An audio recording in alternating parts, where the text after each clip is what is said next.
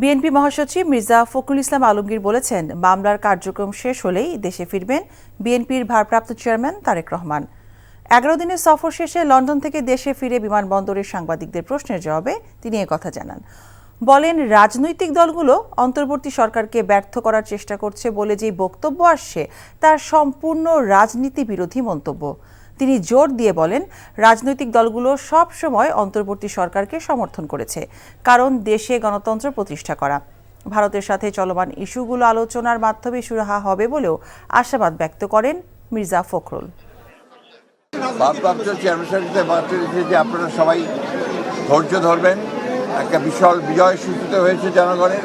এই বিজয়কে ফলপ্রসূ করতে হলে অবশ্যই সকলকে ধৈর্য ধরে কাজ করতে হবে এবং গণতন্ত্রকে প্রতিষ্ঠা করতে হবে এবং গণতন্ত্রের যেটা প্রথম পদক্ষেপ ফটক, সেই ফটকে নির্বাচনের জন্য সকলকে প্রস্তুতি দিতে হবে। ওনার যখন সুযোগ হবে, অর্থাৎ আপনার মামলা মোকদ্দমাগুলো শেষ হয়ে যাবে।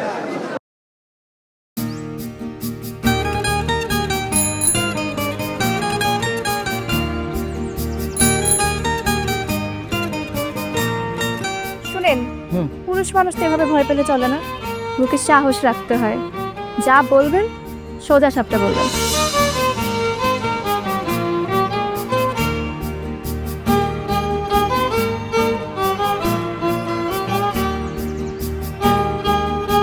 তো এই শীতে যে শীতের কাপড় ছাড়া আসছো, এটা কি ঠিক আছে? তোমাকে দেখার পর থেকে আমার জীবন থেকে শীত, গ্রীষ্ম, বর্ষা সব চলে গেছে, শুধুমাত্র তুমি আছো।